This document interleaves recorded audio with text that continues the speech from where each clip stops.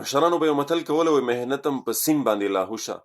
نو دا مونږ هغه یو متل اورېدلی و د مشرانو نه، نور په دې باندې نه وو پوه چې دا محنت څنګه په سیند باندې لاهو کېږي. نن چې کله دغه کلیپونه مونږ وکتل او د پرون نه په سوشل میډیا باندې دغه کلیپونه را روان دي د پروني او بله ورځني باران سره چې دا غنم دي غنم دا په دې سیند باندې لاهو کېږي، په دې سیلاب او په دغې نهرونو کې روان دي تیارې ګېډۍ چې ترشل ته بالکل برابر شوي وو. هسې زه وایم که نه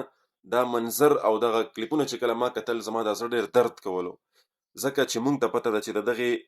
دانې دانې غنم سره د دغې ګېډۍ سره او د دغې یو یو بوټي د غنم سره به زمونږ دغې پښتنو دغې مسلمانانو زمیندارانو به څومره محنتونه ورسره کړي، څومره شپې به یې د دې دپاره سبا کړي، څومره نورونه او څومره بارانونه او څومره سختې او لوږې او تندې به یې د دې دپاره برداشت کړي او دغه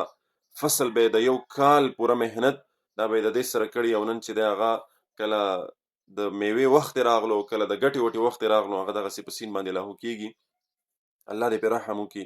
الله دې په دغه زمیندارانو باندې رحم وکړي، الله دې په موږ تاسو ټولو باندې رحم وکړي او الله دې ورته د دې بدلې ورکړي.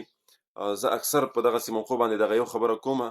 چې موسی علیه السلام چې دی د الله نه تپوس وکړو یا الله چې ته کله ناراضه شې ستا د ناراضتیا علامت به څه وي، موږ ته به څنګه پته لګي چې ته ناراضه یې؟ نو الله جل شانه ورته فرمایي چې ای موسی چې کله ته وګورې چې باران بې وخته او بې ضرورته شروع شو نو ته پوه شه چې ستا رب ناراضه دی،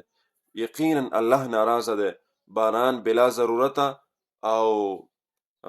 دغه رنګې بې وخته چې کله بارانونه شروع شي نو یقینا الله جل شانه ناراضه دی او ډېر سخت ناراضه دی. ولې به نه ناراضه کېږي چې زموږ او ستاسو اعمال دغسې دي، فحاشي، عریاني، بېایماني،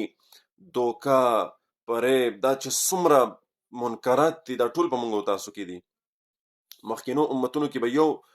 یو دغسې ګناه به راووتله، مثال د تل اغلا به پکې راووتله، د ناب تول کمی او زیاتۍ به پکې راووتلو، یا به فحاشي یا عریاني دغسې نور څه دوکه فریب به پکې راغلو، یو ګناه به وه یو د یوې ګناه د وجې نه به الله پې داسې عذاب راوستو چې هغه قوم به یې نیست او نابود کو، ختم به یې کو، د ځمکې نه به د هغې هغه نقشه مکمل ورکه شوله. او تاسو یقین په الله وکړئ چې نن په امت محمدي صلی الله علیه وسلم کې یو نه په مجموعي او اجتماعي طور سره هغه ټول ګناهونه نن په موږ او تاسو کې موجود دي، خو چې دغسې الله په یو مخ باندې نه ختموي، نه تباه کوي، نه غرق کوي، دا د رسول صلی الله علیه وسلم دعاګانې دي زموږ او ستاسو په حق کې. لهذا ته توبې استغفار سره سره دغه یو دعا تاسو څخه ښایم، دا وایي چې دغه باران بلا ضرورته نه وي. دا دعا به تاسو په سکرین باندې ښکاري، د دې اهتمام اللهم حوالينا ولا علينا، اللهم على الآكام